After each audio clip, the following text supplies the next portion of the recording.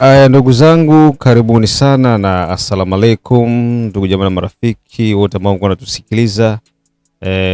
Pia Bwana Yesu asifiwe bwana.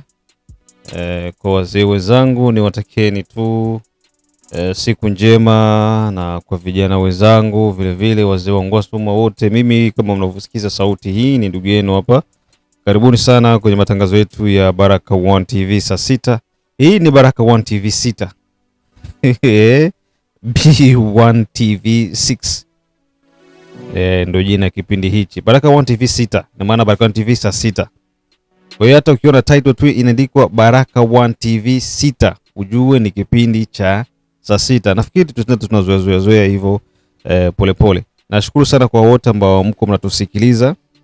Nisikose kuwataja hapa wadhamini: Ejide Kizenga Tembele, King Sele Kizabe Ayeba, Mashaka Ayamba, Dedone Butoto, Biondo Kilamba Mawe, Mzee wa State ya Maine, Da Feza, Da Litesha, Da Asha, Da Erwan, Chris Kandeke, ya Haya Hussein kutoka Dar es Salaam, Asimwe Baguma Samuel kutoka Czech Republic, Jacques Baguma kutoka Uganda, na Sokolo Ayeba, pia Asani Ramadan, na sijasahau Elisha kutoka Nairobi, Emmanuel Mwangombe, na wazee wa Kakuma wote ambao wako nasikiliza Baraka One TV.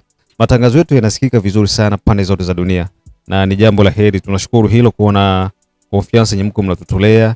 Na pia Kiromoni, kuna wazee wetu Kiromoni kule ambao pia wanatusikia vizuri sana. Ndugu zangu, leo tuko siku muhimu sana. Jana kulifunguliwa session ya 13 ya mkutano wa magavana wa Republic. Rais aliweza propose kila mwaka, sawa, kila mwaka magavana wanakutanana, wanaleta malalamiko na defi zao, na pia wanapata instruction kutoka kwa chef de l'etat. Wanasikiza rais mwaka huu amekuja na kauli mbiu gani leo. Katika huu mwaka kauli mbiu yenye hiko ni hii hapa. Inasema mabadiliko kwenye sekta ya kilimo na ufugaji, maendeleo vijijini na ukutanisho wa soko za mjini ambao utapelekea maendeleo ya kimkakati nchini Jamhuri ya Kidemokrasia ya Kongo. Hapa alitaka kuonesha ni namna gani ambavyo maendeleo yanaweza yakatoka kijijini na yakaja mjini, yakatoka mjini yakaenda kijijini, kukamata ile connection, ule muunganiko. Na muunganiko wa kijijini na mjini ni nini? Ni barabara. Alizungumzia barabara za desserts agricole, na maana barabara za mashambani. Mtu ambaye yupo kijijini anakwenda shambani, lazima kuwe kuna barabara ambayo itamfikisha yeye kule shambani, alete mazao yake, mazao yaje kijijini, kuna barabara kutoka kijijini kwenda mpaka mjini. Tunaelewana pale? Mimi nataka kabla ya kukuachia usikilize diskuri ya chef de l'etat yote, nitakutafsiria kwanza baadhi ya maneno ambayo ni ya muhimu aliyozungumza ndani. Kisha utakuja kusikia tu, lakini ushelewa chef de l'etat alizungumza kitu gani cha muhimu sana katika hili. Ili kupata maendeleo ya kudumu tena, si amekutanana na magavana wa mikoa na Mkongo. Mungu nakuwa probleme moja, kirusi moja kubwa ambacho ni kupigana kati ya magavana wa mikoa pamoja na wabunge wa mikoa. Gavana wa mikoa wako kontrole na wabunge wa mikoa ndo wanachunguza gestion yake, kama awariziki na gestion yake wanamfanyia petition za kumuondoa. Sasa huko najikuta mikoa mingi ma conflit entre gouverneur na ba député provinciaux ziko zinakuwa za mingi hapa na hapa. Dossier nasikia mara gouverneur walimtoa, mara motion ilienda kwa gouverneur, mara petition inafanyika juu ya kumtoa gouverneur, mara hivi. Donc kunakuwa hakuna development mu province, tunakalia tu ni mamotion. President akasema kufanya control, kukontrole gestion ya gouverneur haiko shida. No, ni lazima mfanye kwa sababu ndo kazi yenu, lakini sasa muifanye sio kwa mashantage, ile mapaniki, detournement, alikula sasa tunasikia sasa hivi kwa Purusi. Unaona? Heureusement haiko wa député ndio biko nasema hii ni population peke, raia mtomboki. Oh, Urusi ni M23. Urusi anaingiza M23. Hii sasa, hii rais amewaambia wabunge wa majimbo kwamba hamtakiwi kuwa mnafanya vile. Kenye kufanya ni kufanya ukaguzi wa hali ya juu. Kama inabainika mtu anahusika na ile, basi atawajibishwa. Na vile vile akawataka magavana, wakati mnaongoza, haiko nyinyi ndio miungu sasa ni wa province. Lazima kuwe kuna transparence na clarite mu gestion ya province. Haiko kufanya sasa gestion ya province inakuwa mu mifuko yenu. Income ya province zinakuwa mu mifuko yenu. Hapana. Ile development haitafanyika mu province. Akagusia pia swala la territoire. Hivi unajua kama territoire asikuwa kina budget Yes, territoire asikuwa kina budget. Sasa budget za territoire zinapotea. Kwa hiyo inatakiwa tushukie ku territoire, tuingie ku province na ndo twende ku gouvernement central. Kwa maana hiyo rais alichukua muda mwingi wa kuweza kuexplique na kuonyesha magavana ni nini ambacho wanatakiwa wakifanye juu ya kuleta development mu republique yote nzima.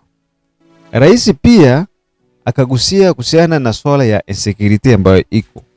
Anasema nchi yenye iko mu insecurity kama hii yetu, vita yenye iko ni ngumu sana kuweza kudekole. Ni ngumu kuendelea. Na ndio maana tunatakiwa tutumie kila akili tunayoweza, uwezo ambao tuko nao kuweza kumaliza hii shida ya vita. Kwa maana hiyo, wananchi wote kwa pamoja tunahitajika wote kitu kimoja ili tuweze kufaire blocage kwa wale ambao ni waagreseri. Rais Felix Antoine Tshisekedi Chilombo pia akatuma mesaje ya nguvu kwa vijana. Tuko na vijana wenye uwezo. Hapa ni wakati anazungumza kuhusiana na utajiri na mali asili ambayo Kongo iko nayo. Je, mnatakiwa tubakie tu kusifika kwamba tuko na utajiri mwingi wa ardhini na nini kwenye vitabu, lakini tusiishi yale maisha? So nini kifanyike sasa? Tuko na vijana wenye uwezo wa kufanya mambo, lakini vijana bado hawana zile fursa na hawasimami kutafuta zile fursa ili kuweza kujitengeneza kimkakati na kuleta maendeleo ya nchi. Unasikia hizi zote ambazo rais alikuwa anazungumza. Kwa hiyo unajikuta kwamba rais aligusia pointi za muhimu mno, na pointi hizi hizo zinafanya taifa letu ama zitafanya taifa letu liweze kusimama na kuwa lenye nguvu zaidi. Kwa hiyo sasa, ndugu zangu,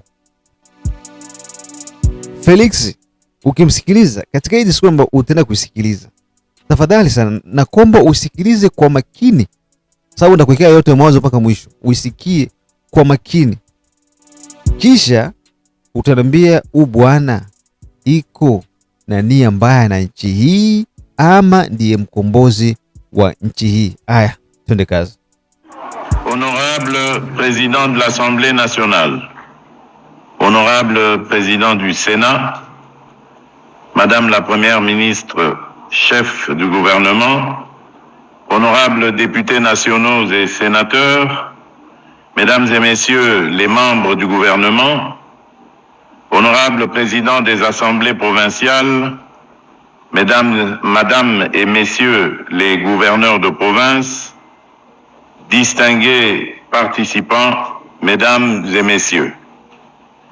C'est avec un réel plaisir que j'ouvre ce jour la 13e session de la conférence des gouverneurs de province ici à Bandundu, chef-lieu de la province du Kwilu. Je tiens avant toute chose à saluer chaleureusement la population de Bandundu-Ville et à travers elle l'ensemble du peuple du Kwilu ainsi que les autorités provinciales et locales pour la qualité de l'accueil qui nous était réservé.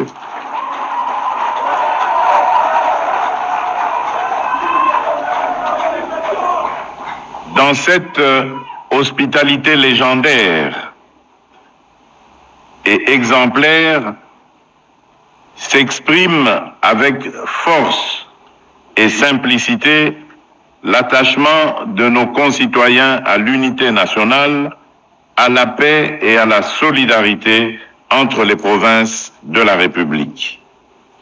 La tenue de cette session a une double exigence, constitutionnelle et politique.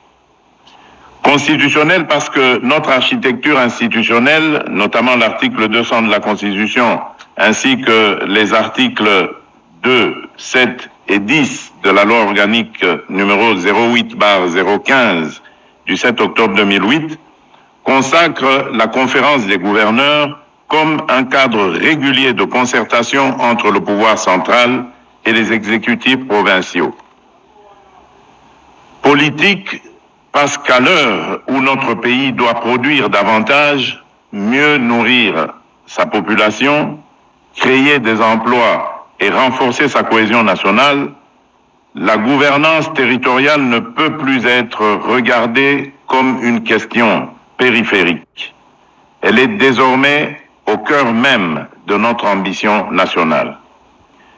Mesdames et messieurs les gouverneurs de province, distingués invités, mesdames et messieurs, le thème retenu pour nos travaux, transformation du secteur agricole, halieutique et pastoral, développement rural et connexion aux marchés urbains, engage directement l'avenir économique, social et stratégique de la République démocratique du Congo. Il touche à des enjeux fondamentaux, à savoir la sécurité alimentaire de notre peuple, l'emploi des jeunes, la réduction de la pauvreté, le rééquilibrage entre les villes et les campagnes et au bout du compte, l'affirmation même de notre souveraineté. Dans le contexte international actuel, marqué par des tensions géopolitiques, la hausse du coût de la vie, les perturbations des chaînes d'approvisionnement, les effets du changement climatique et la compétition croissante autour des ressources stratégiques, une évidence s'impose à nouveau. Aucune nation ne peut durablement prétendre à la puissance si elle demeure dépendante pour se nourrir, si elle laisse dépérir ses campagnes ou si elle abandonne ses territoires ruraux.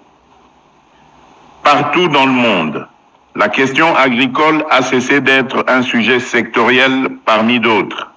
Elle est redevenue une question de puissance, de stabilité et de souveraineté.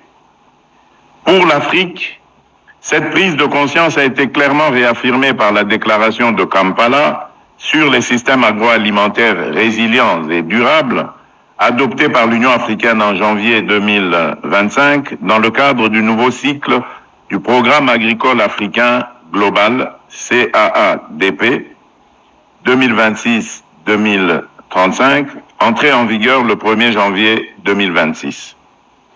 Pour la République démocratique du Congo, cette réalité revêt une importance, une portée encore plus décisive.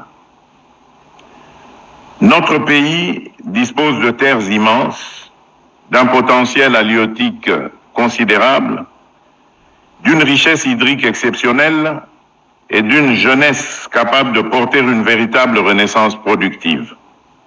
Et pourtant, nous continuons de faire face à un paradoxe que nous ne pouvons plus accepter, celui d'un pays abondamment doté par la nature, mais encore insuffisamment organisé pour transformer cette abondance en prospérité partagée.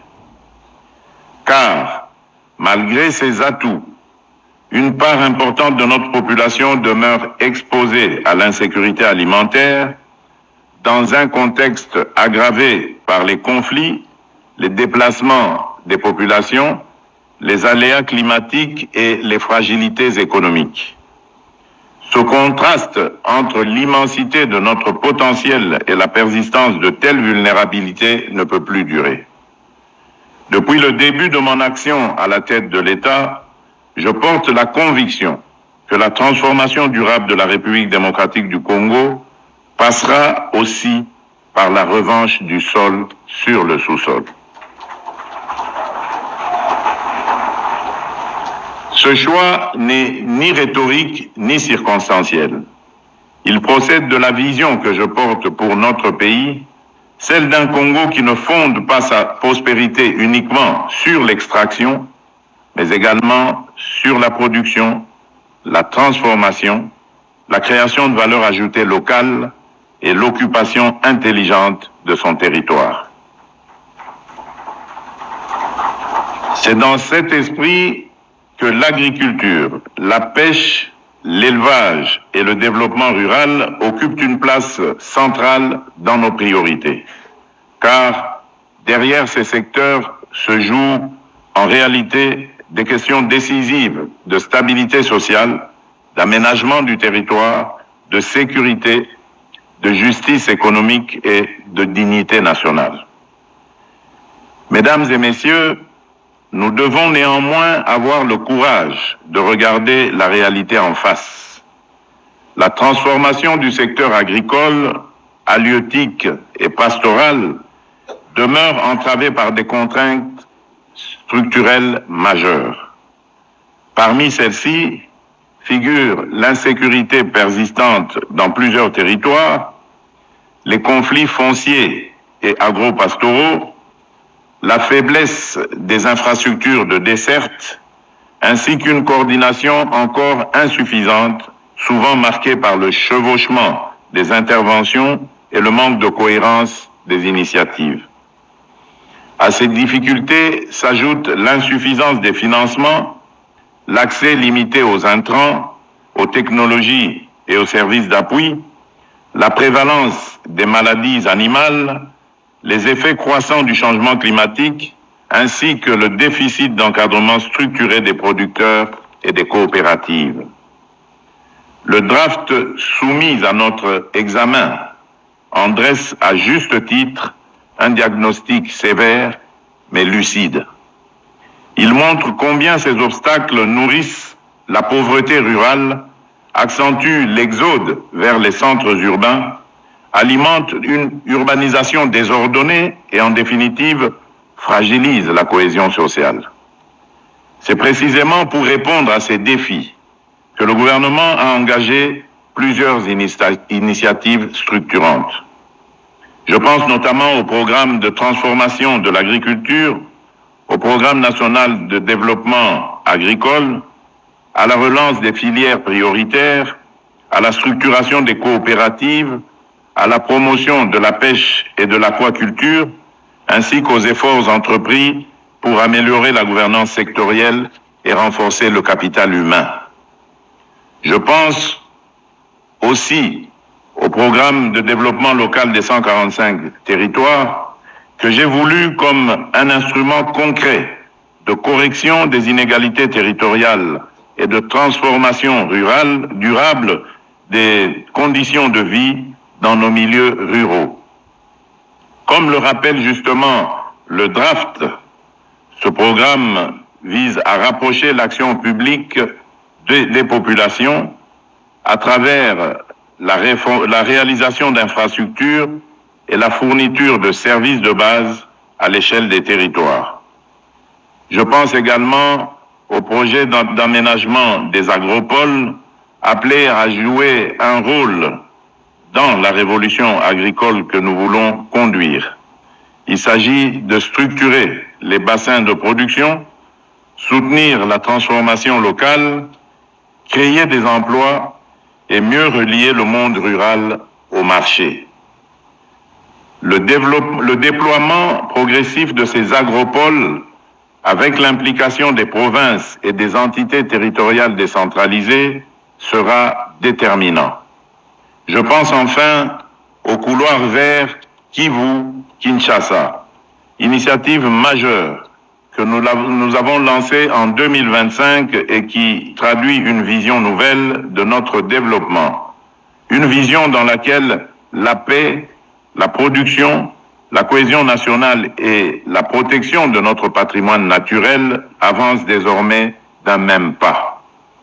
Ce projet ambitieux, adossé à la création de la plus vaste aire protégée communautaire au monde, ne répond pas seulement à un impératif environnemental, il porte une ambition plus profonde, transformer des espaces fragilisés par des conflits en territoires d'opportunités, d'activité légale et de prospérité durable.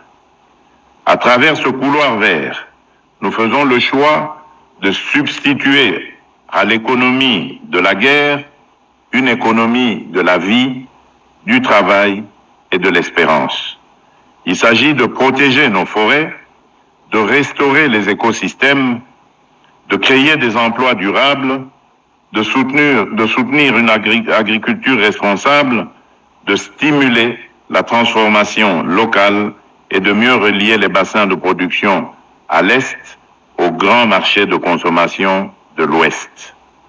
Par les partenariats engagés, par les infrastructures sobres qui les accompagnent, par les chaînes logistiques, énergétiques et agro-industrielles qu'appelle le couloir vert, celui-ci incarne une conviction forte, à savoir, en République démocratique du Congo, la transition écologique peut et doit devenir un levier de stabilité, de souveraineté et de paix durable.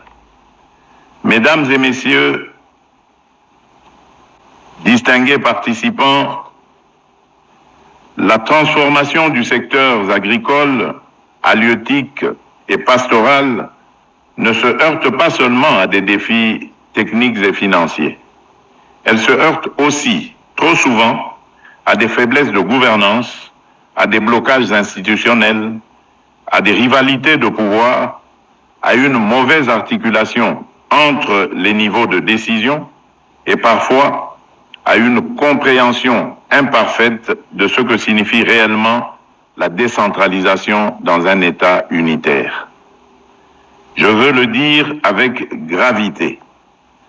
La stabilité institutionnelle dans les provinces n'est pas un sujet périphérique. Elle est une condition du développement. Aucune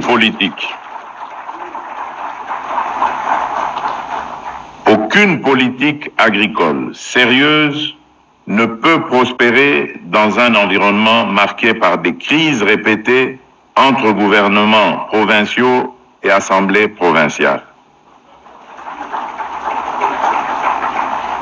Aucun investisseur, aucun partenaire, aucune communauté productive ne peut se projeter sereinement là où l'incertitude politique devient la règle, là où les conflits institutionnels paralysent l'action publique et là où les priorités varient au gré des calculs de circonstances. De la même manière, aucun développement rural durable ne peut naître dans un climat dominé par l'affrontement permanent, l'instabilité des équipes, la confusion des responsabilités ou la politisation excessive des mécanismes de contrôle. La décentralisation n'a jamais eu pour vocation de faire des provinces des foyers de tension permanente. Elle n'a jamais eu pour objet de substituer aux exigences de bonne gouvernance des logiques de confrontation, de captation ou de blocage. Elle a été voulue pour rapprocher l'État du citoyen, pour adapter l'action publique aux réalités locales, pour responsabiliser les acteurs territoriaux et pour faire émerger dans chaque province des dynamiques de développement conformes aux potentialités propres, à leurs potentialités propres. J'attends donc de tous les acteurs provinciaux et de tout particulièrement des gouverneurs et des présidents des assemblées provinciales qu'ils se montrent à la hauteur de cette responsabilité historique. Le contrôle parlementaire provincial est légitime. Il est nécessaire. Il est sain dans une démocratie. Mais il ne peut devenir un instrument de chantage politique ni d'instabilité chronique.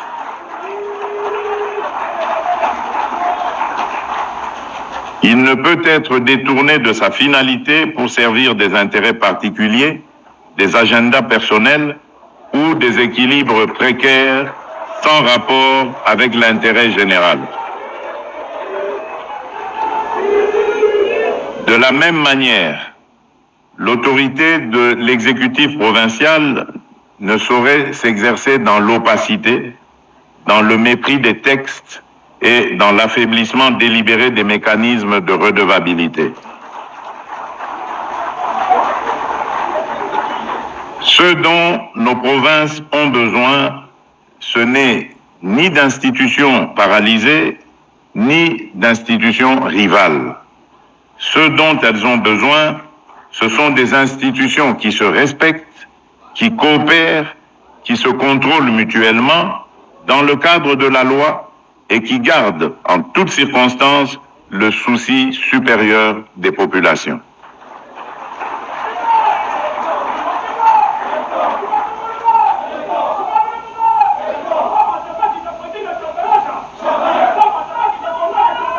Madame et Messieurs les gouverneurs, vous êtes au premier rang de cette exigence.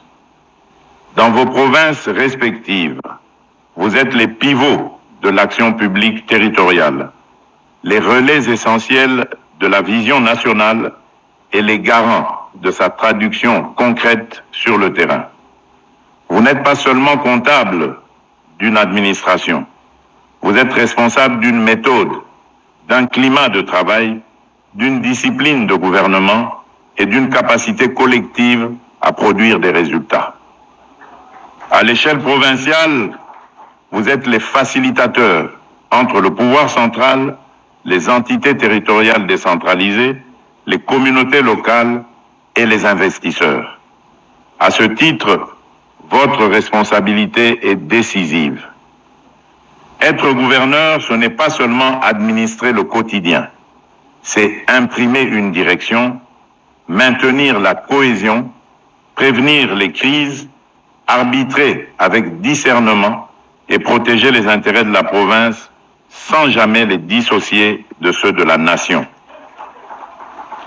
C'est en définitive faire vivre la République jusque dans ses territoires les plus éloignés. C'est un sacerdoce.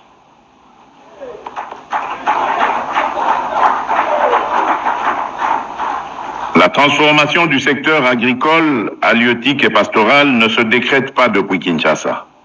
Elle se construit dans les provinces, dans les territoires, dans les chefferies, dans les secteurs et dans les villages, au contact direct des producteurs, des pêcheurs, des éleveurs, des coopératives, des PME rurales et des marchés de proximité. C'est pourquoi l'ambition agricole que nous portons aujourd'hui ne pourra se réaliser pleinement qu'à travers des exécutifs provinciaux stables, structurés et crédibles, capables d'inscrire leur action dans la durée et de la déployer avec constance en cohérence avec la vision que je porte pour la nation. Car le temps du développement n'est plus celui de l'agitation institutionnelle. Il exige de la continuité, de la lisibilité et de la constance. Je vous invite donc à faire de vos provinces non pas des espaces de conflit, mais des espaces de résultats. Non pas des théâtres de rivalité improductive, mais des laboratoires de solutions. Non pas des centres de consommation administrative, mais de véritables pôles de production, d'investissement et de transformation. Mesdames et messieurs, le développement rural ne se résume pas à produire davantage. Il suppose d'abord de mieux gouverner les territoires de production. Gouverner ici signifie sécuriser le foncier, désenclaver les bassins agricoles, lutter contre les tracasseries et les prélèvements illégaux, garantir un minimum de sécurité dans les zones de culture, de pêche et d'élevage, et créer un climat de confiance pour les producteurs, les commerçants, les coopératives, les transformateurs comme pour les investisseurs.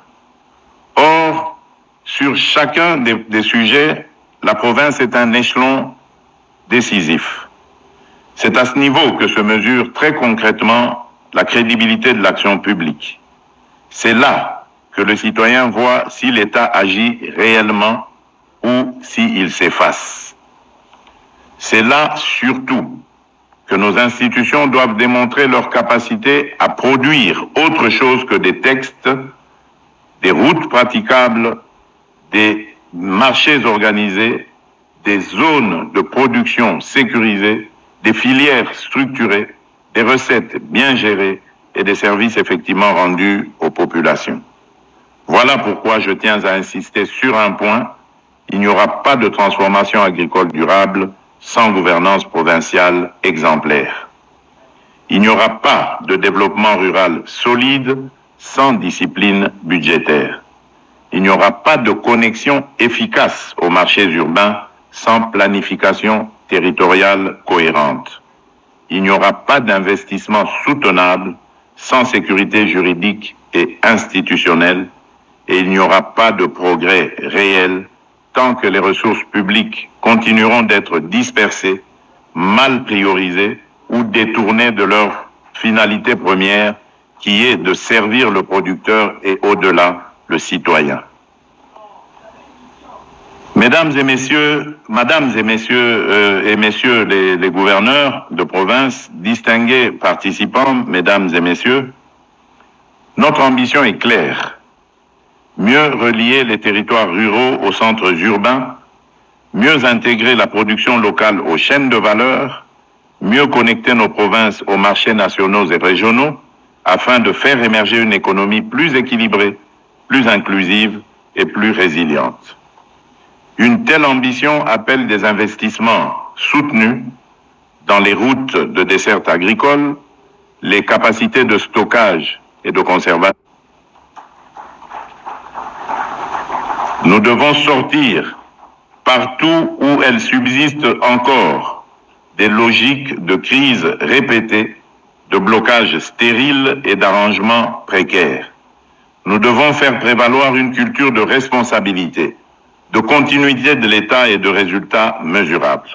Nous devons surtout démontrer à notre peuple que les institutions provinciales peuvent être des instruments d'efficacité, de stabilité et de développement, et non des foyers d'incertitude. Mesdames et messieurs les gouverneurs, j'attends de vos travaux des recommandations précises, réalistes et courageuses. J'attends qu'elles portent non seulement sur la transformation des secteurs agricoles, halieutiques et pastorales, mais également sur les conditions institutionnelles, administratives et de gouvernance sans lesquelles cette transformation demeurera inachevée. J'attends enfin que chacun reparte d'ici avec une conscience renouvelée de sa responsabilité. Car au fond, le sujet de cette session dépasse largement le seul cadre sectoriel. Il nous renvoie à une interrogation plus fondamentale. Quel type de gouvernance voulons-nous pour accompagner la transformation de la République? Voulons-nous une gouvernance de l'agitation ou une gouvernance de la structuration? Voulons-nous des institutions en concurrence ou des institutions en complémentarité? Voulons-nous administrer la pénurie ou organiser la production? Voulons-nous subir nos contradictions ou bâtir méthodiquement notre souveraineté? Au fond, le choix qui est devant nous est simple. Soit nous continuons à subir nos contradictions, celles d'un pays riche, mais qui importe encore trop, celles d'un pays fertile, mais où la faim progresse encore, celle d'un pays jeune, mais où trop de bras demeurent sans emploi, soit nous décidons avec méthode, constance et discipline de faire de nos provinces de véritables pôles de production, d'échange et de prospérité. C'est ce second chemin que j'ai choisi pour la République démocratique du Congo.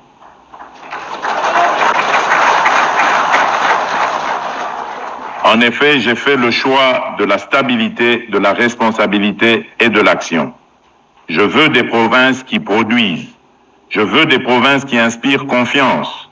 Je veux des provinces qui coopèrent avec le pouvoir central dans un esprit républicain. Je veux des provinces qui deviennent, pour leur jeunesse, des espaces d'opportunité et d'avenir, et non des espaces d'impasse.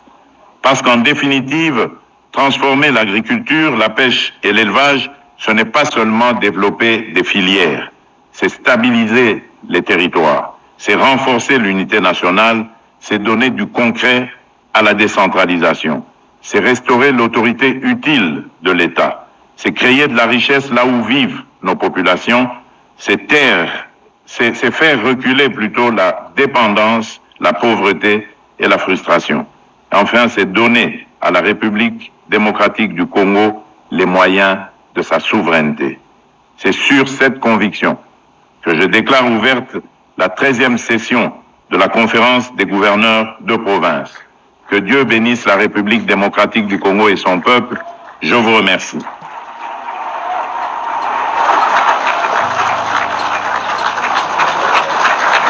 Ewan, asanteni sana.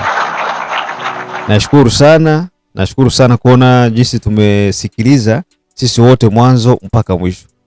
Sasa ni wewe sasa kuniambia, kwa yote ambayo umeyasikia Felix anayazungumza, je, huyu mtu iko na mandaa ama iko na mission ya kufanya mwinchi?